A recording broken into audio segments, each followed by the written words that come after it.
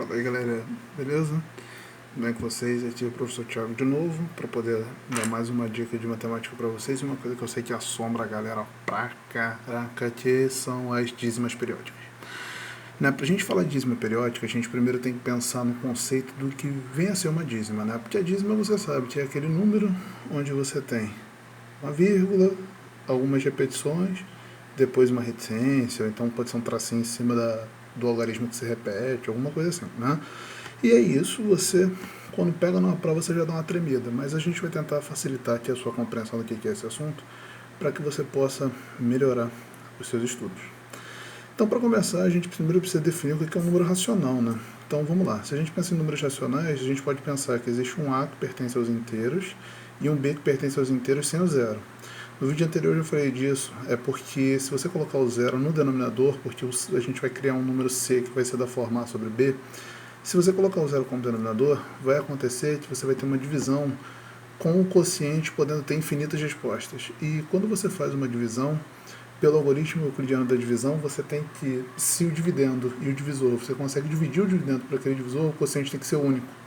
Então, a gente não pode ter o zero, porque o zero gera infinitas soluções. Né? E às vezes você nem consegue deixar o resto zero, mesmo você partindo para outros conjuntos, como o conjunto dos reais. Né? Se você botar 1 dividido por zero, você vai ter que, em qualquer quociente que você colocar, nunca vai dar resto zero. Né? Então, isso fica meio complicado. Então, a gente tem que pensar que o número racional ele pode ser sempre um número C, que é escrito da forma C igual a A sobre B, onde A é uma fração que você consegue definir. Tudo bem? E aí, essas frações, elas começam a ter representação decimal finita ou representação decimal infinita. Se você for parar para analisar, por exemplo, o caso do 0,1. O 0,1 ele pode muito bem ser escrito como 1 sobre 10. Já que ele pode ser escrito como 1 sobre 10, ele pode ser escrito como 1 sobre 2 vezes 5. E é aí que eu quero chamar a atenção de vocês. Quando o número tem a representação decimal finita, ou ele tem, né, no seu denominador uma potência de 2, nesse caso é 2 elevado a 1, ou ele vai ter uma potência de 5, nesse caso é também 5 elevado a 1, ou ele vai ter só a potência de 2 e só a potência de 5, tá? Porque se você tiver só a potência de 2, você tem a potência de 5, 5 elevado a 0, que vai ser 1. Na multiplicação vai sobrar só o 2. Por exemplo, se fosse 1 sobre 2, seria uma representação decimal finita, porque se você divide 1 para 2, você tem meio como solução, certo? 0,5. Então, toda vez que você tem um número dessa forma, você tem essa representação decimal finita. Então, por exemplo, se a gente pegar aqui o 0,25, a gente pode escrever o 0,25 como sendo 25 dividido por 100. E aí, se você quiser pensar nisso, você vai ter que o 25 vai estar dividido por 4 vezes 25. Eu posso efetuar a divisão desses dois termos aqui, porque são semelhantes, e isso vai ser 1/4. Vou botar mais aqui para cima. Isso vai ser 1/4. Então aqui aparece uma potência de 2, 2 ao quadrado, 1 sobre 2 ao quadrado. Então essa representação decimal ela é finita, tudo bem? E aí a gente vai pensar nos números que têm representação decimal infinita, ou seja, que depois da vírgula você tem casas decimais que podem se repetir ou não, tá? Mas você tem um símbolo que pode ser reticências, ou então, por exemplo, esse número 0,3, ele poderia ser escrito como 0,3 com um traço em cima, isso também aparece como uma representação, ou então 0, parênteses 3, também é uma representação. Essas representações significam que esse 3 está se repetindo infinitamente, tudo bem? Aí no caso do 1,7 também tem representação decimal infinita, há uma repetição do algarismo 7, correto? Então fica 7, 7, 7, e esse número fica se repetindo infinitamente. Já aqui eu coloquei 3,1415, aí você vai falar assim, ah Thiago, isso aí é o π, não é? Não necessariamente, eu não falei quem é esse elemento, eu só botei 3,1415. Está vendo que não tem repetição dos algarismos aqui? Geralmente, quando você tem a representação de uma dízima periódica, que é o assunto do vídeo, você tem que o valor que está se repetindo, ele se repete pelo menos 3 vezes. Né? Aí pode ser um número de 2, 3, 4 dígitos, não importa. E aqui você tem esse número 3 com um traço em cima. Isso significa também que esse 3 vai se repetir infinitas vezes, e esse parêntese, o 3, também que ele vai se repetir infinitas vezes. Já que você não tem essa colocação. Então você não pode nem afirmar, isso é π. Não, você não pode afirmar, tá bom? E aí, para pensar nisso, a gente tem que ver o seguinte. Quando que o número, então, ele vai ter representação decimal infinita? Eu falei que se ele tiver uma potência de 2 na base, ou uma potência de 5 na base, ou uma combinação das duas, essa representação decimal ela vai ser finita. Só que essa representação decimal ela é finita quando o numerador e o denominador eles podem ter múltiplos em comum. Tá? Então, por exemplo, não só o 10, o 5, o 2, o 8, não.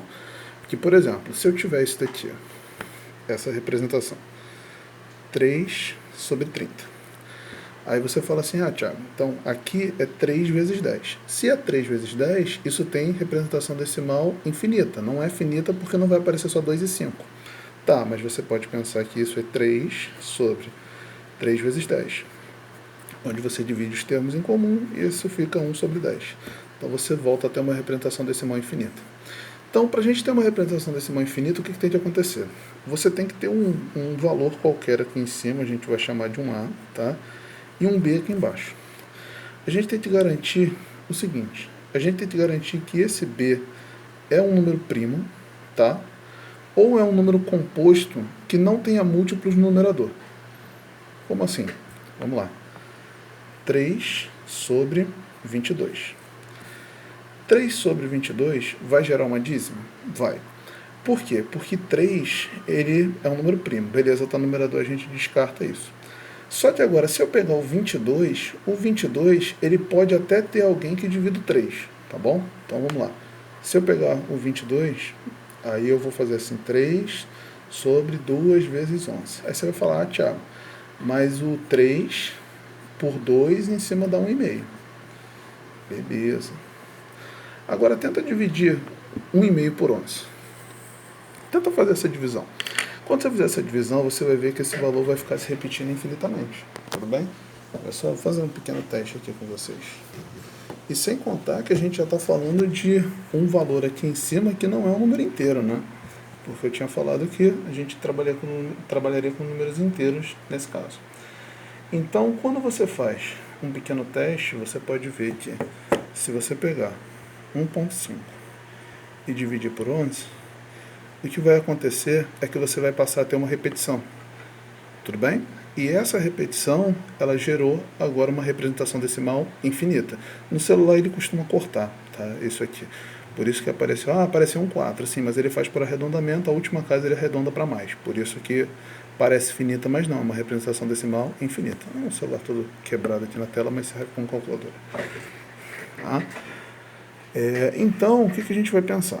A gente vai pensar que se a gente tiver uma representação decimal finita, a gente vai conseguir sempre, né, escrever como uma potência com a base 2 e 5 como a combinação das duas. Se a gente tem um número primo na base ou um número composto que não tenha múltiplos com o numerador, nesse caso aqui você já podia ver, né, porque 3 não consegue ser múltiplo de 2 e 3 não consegue ser múltiplo de 11. Por quê? Pela condição de 3 ser primo, 2 ser primo e 11 ser primo. Então você não pode ter nenhum múltiplo aqui em comum entre eles. Tudo bem? A gente sabe que a definição disso vai ser quando a MDC deles vai dar 1. Certo? E aí, o que são os números irracionais? Eles são um número C, que pertence aos reais, e C é irracional se o C não pode ser escrito da forma A sobre B. Tá? Com A pertencente aos inteiros e o B pertencente aos inteiros sem o zero. Beleza? Aí a gente vai dizer que toda dízima ela representa um número decimal, tá, de representação infinita, onde podemos encontrar sua fração geratriz. Tá? Então, toda vez que a gente tiver uma dízima periódica, a gente vai conseguir... Na verdade, aqui faltou colocar o termo periódica, né? Então, aqui você pode colocar a dízima periódica, você vai conseguir isso. Que periódica é quando você tem ali a representação dela certinha, tudo bem? Então, a gente pode trabalhar para encontrar essa dízima através de um algoritmo. Como seria o algoritmo? Eu pegaria esse 1,444, igualaria um x qualquer. Depois que eu fiz isso, eu percebo uma coisa. Eu quero pegar pelo menos um valor que repete do lado direito dessa vírgula aqui e jogá-lo para o lado esquerdo, tá? Por conveniência. Então, como que eu faço isso? Para que eu faça a vírgula andar para a direita, eu tenho que multiplicar os dois lados por 10. Então, se eu multiplicar 1,444 por 10, eu vou ter 14,444. Certo? Isso repetindo infinitamente. Só que se eu multipliquei os dois lados, x vezes 10 vai dar 10x. Aí o que eu vou fazer? Eu vou tentar subtrair essa parte daqui. Como assim, Thiago? Eu vou tirar 1,444 desse valor. Então ele ficará 13 mais 1,44. Por quê? Porque se eu somar esse valor inteiro com essa parte aqui, vai dar exatamente o valor de cima, né? Então eu posso escrever assim, sem problema nenhum. E isso vai ser igual a 10x. Porém, logo no começo, eu tinha dito que 1,444 eu poderia chamar de x. Então, eu vou chamar isso de 13 mais x. E isso é igual a 10x. Agora eu pego esse x que está somando, e aí, lembra que eu falei da outra aula? Você, pela propriedade do elemento neutro, você criar o elemento neutro aqui, você pode subtrair x desse lado. Só que se você subtrair x do lado esquerdo, você subtrai x também do lado direito. Então, se eu subtrair x de x, isso vai dar zero. Então, isso é 13 igual a 10x menos x, porque aí eu também subtraí x do lado direito. Isso vai ser igual a 9x. Então, isso vai ser 13 igual a 9x. Então, x vai ser igual a 13 sobre 9, aí pela propriedade do inverso. Então, se você pegar e dividir 13 por 9, faz isso na calculadora do seu celular. Você vai ver que vai dar exatamente o valor de 1,444. Tudo bem? Aí eu vou fazer mais esse exemplo aqui com vocês da mesma forma. Então, eu vou pegar e vou fazer isso igual a x. Só que agora eu quero passar os termos que se repetem para antes da vírgula. Então, ao invés de multiplicar por 10, eu vou multiplicar por 100. Quando eu multiplico esse termo por 100, o que vai acontecer? Isso vai ficar 27, 21,21, 21, 21. Isso vai ser igual a 100x. Tudo bem? Já que isso foi igual a 100x, eu vou fazer o quê? Eu vou fazer o mesmo artifício que eu fiz anteriormente. Como assim? Eu vou tirar o 27,21 de 271,21, 21, 21, 21. Tudo bem? Então vamos lá. Eu vou fazer 27. Vamos lá. Se eu tirar 27.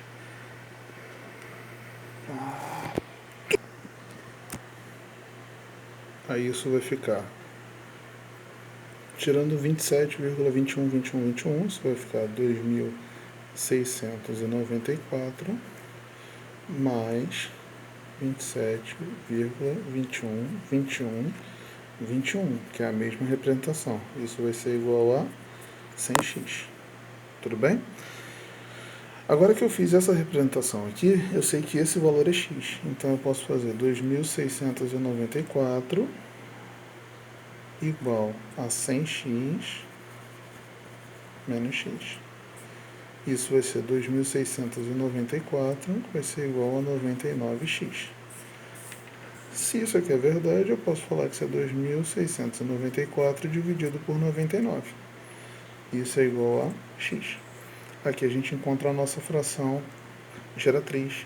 Ou seja, se você dividir 2.694 por 99, você vai obter exatamente o valor de 27,21, 21, 21, 21. Você precisa simplificar? Nem toda fração, na verdade nenhuma fração você precisa simplificar, já que quando você encontra uma fração irredutível, você nada mais fez do que encontrar uma fração semelhante a ela. Então, já que é uma fração semelhante, você não precisa se preocupar com isso. Tudo bem? Então, eu vou dar uma pausa aqui e vou gravar um outro vídeo agora com um macete de como a gente consegue resolver isso de maneira muito mais rápida e também falar do caso das dízimas periódicas compostas. Beleza? Então, valeu, galera.